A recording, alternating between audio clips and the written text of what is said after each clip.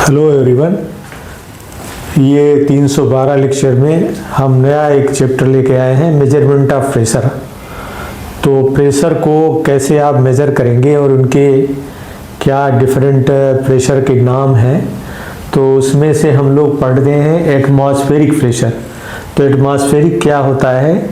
जो एयर की वजह से per unit area surface area में दाब पड़ता है उसे हम एटमॉस्फेरिक प्रेशर कहते हैं। वो हर वस्तु पर ये दाब आपको पड़ेगा। तो weight exerted by air on unit surface area is called atmospheric pressure. इसको हम लोग एटमॉस्फेरिक प्रेशर कहते हैं।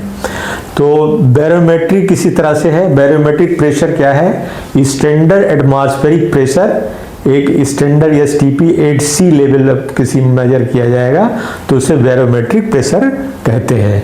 तो ये एक तरह का ही एटमॉस्फेरिक प्रेशर है, लेकिन एक स्टैंडर्ड C लेवल पे किसी मानक के हिसाब से अगर जहाँ मेजर किया जाए उसको हम लोग बैरोमेट्रिक प्रेशर कहते हैं। एब्सोल्यूट प्रेशर की जहाँ तक बात है तो एक डेटम है pressure which is measured with reference to absolute vacuum pressure. Absolute vacuum pressure का मतलब absolute zero pressure assuming a reference datum then it is called absolute pressure. Datum, कोई डेटम अगर मान लीजिए तो इसमें दो चीजें हैं। एक तो एटमॉस्फेरिक प्रेशर के ऊपर जो मेजर करेंगे आप वो गेज प्रेशर कहलाएगा। पिटाट ट्यूब या किसी और माध्यम से द्वारा जो मेजर करते हैं तो वो गेज प्रेशर कहलाता है। तो एटमॉस्फेरिक प्रेशर के ऊपर जो प्रेशर आएगा वो पॉजिटिव होता है, उसको गेज प्रेशर कहते हैं। और जो नीचे इसके आता है, एटमॉस्फेरिक से नीचे होता है, उसे हम वैक्यूम प्रेशर कहते हैं, वैक्यूम प्रेशर कहते हैं। तो इस तरह से पॉजिटिव को गेज प्रेशर और निगेटिव को हम वैक्यूम प्रेशर कहते हैं। एब्सोल्यूट प्रेशर क्या है? एब्सोल्यूट प्रेशर जो है गेज प्रेशर के टर्म में absolute pressure is atmospheric pressure. ये यहाँ से यहाँ तक एटमॉस्फेरिक प्रेशर रेफरेंस तक ले लिया प्लस गेज प्रेशर को जोड़ दिया तो आपका एब्सोल्यूट प्रेशर आ गया। अगर वैक्यूम है तो वैक्यूम के केस में ये आपका एब्सोल्यूट प्रेशर होगा, means atmospheric pressure minus vacuum pressure. तो इस तरह से आप ये एब्सोल्यूट प्रेशर का धारणा ये है कि ये एक डेटम है, इस डेटम से लेके एटमॉस्फेरिक प्रेशर तक जब जाते हैं और उसके ऊपर जो वैल्यू होती है उसमें जुड़ जाती है, अगर इसके नीचे वैल्यू आती है कोई तो वो घट करके उसको एब्सोल्यूट प्रेशर कहते हैं। ये एक रेफरेंस इमेजिनरी डाटा बना दिया गया है जिसको एब्सोल्यूट प्रेशर कहते हैं। तो इस तरह से कहीं पर अगर आपका आता है एब्सोल्यूट प्रेशर तो गेज अगर पॉजिटिव है तो आप जोड़ देंगे, अगर वैक्यूम है निगेटिव है तो एटमॉस्फेरिक प्रेशर में से घटा देंगे। तो इस तरह से काम आपको करना है। Unit of atmospheric pressure, one atmospheric pressure is 760 mm of Hg column या 0.76 मीटर ऑफ Hg कॉलम। इसको अगर हम kilo Newton per metre square में बदलेंगे तो 101.325 kilo Newton per metre square के पास आ जाएगा। और एक kPa kilo pascal is 1.03325 kgf per centimetre square के बराबर।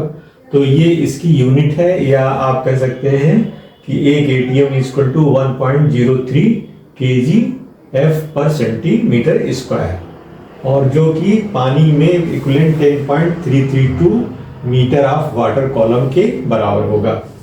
तो अगर कोई प्रॉब्लम जैसे है आपका, मान लीजिए if ATM atmospheric pressure is 760 mm of mercury then convert following into absolute pressure. तो आप जैसे 760 mm प्रेशर है अगर Hg का, तो माने Hg का तो माने 0.76 मीटर ऑफ Hg, जो वाटर के इक्विवेलेंट कितना होगा 0.76 मल्टीप्लाई बाई 13.6, जो इसकी स्पेसिफिक ग्रेविटी होती है उतने मीटर के बराबर होगी। तो ये आपका हो जाएगा 13.6 इंटू 0.76, तो ये हो जाएगा 0.76 इंटू 13.6, ये वाटर के बराबर हो जाएगा। तो this is equals to 10.336 metre of water हो जाएगा। वाटर हो जाएगा। ठीक है, तो अगर यहां लिखा है 16 मीटर वाटर गेज प्रेशर, तो एब्सोल्यूट प्रेशर क्या होगा? एब्सोल्यूट प्रेशर क्या होता है? Absolute pressure equals to atmospheric pressure. Atmospheric pressure है आपका 10.336 और ये वाटर प्रेशर कितना है? वाटर 16 है, तो ये 16 इसमें जुड़ जाएगा, तो ये हो जाएगा आपका 26.336 मीटर ऑफ वाटर। ये आपका हो जाएगा इस तरह से एब्सोल्यूट प्रेशर। इसी तरह से ये हो गया 3 मीटर का है, तो 3 मीटर माने 0.76 मीटर तो आपका मरकरी है ही है, तो इसमें क्या करेंगे?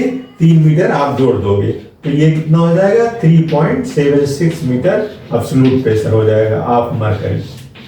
ये मरकरी हो जाएगा, मरकरी का हो जाएगा। मरकरी के लिए सीधे 0.76 से जोड़ देंगे, कन्वर्ट नहीं करना पड़ेगा। 4 मीटर वाटर वैक्यूम प्रेशर, तो आपका 10.336 जो है वो आपका एटमॉस्फेरिक प्रेशर हो गया है, और 4 मीटर वैक्यूम है तो माइनस हो जाएगा 4 मीटर, तो ये आपका हो जाएगा 6.336 मीटर ऑफ वाटर। ये एब्सोल्यूट प्रेशर हो जाएगा, ये आपका एब्सोल्यूट प्रेशर हो जाएगा। एब्सोल्यूट प्रेशर इसको घटा देंगे। अब आ गया 1800 kPa गेज प्रेशर, तो अब हमें 0.76 जो है मीटर ऑफ मरकरी को बदलना पड़ेगा केपीए में। तो केपीए में बदलने का मतलब हुआ 0.76 metre H G 9.81 into rho 13.6, इससे मल्टीप्लाई करना पड़ेगा। तो 13.6 इंटू 1000, तो 0.76 इंटू 9.81 इंटू 13.6, ये आ गया 101.396। 101.396 ये आ गया आपका। ये हो गया आपका न्यूटन पर मीटर स्क्वायर। ये मीटर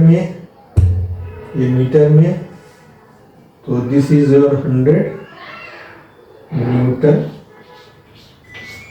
पर metre square. 101 into 10.36 this is, और इसको केपीए में बदलना होगा तो हमें 10⁻³ से गुणा करना पड़ेगा केपीए में। तो किलो न्यूटन में क्या हो जाएगा? तो दिस इज 10⁻³ 101.396 इंटू 1000 से गुणा करना था यहाँ, इंटू 10⁻³, तो ये हो जाएगा 101.396 kPa किलो पास्कल। यहाँ पर देखना पड़ेगा 0.76 मीटर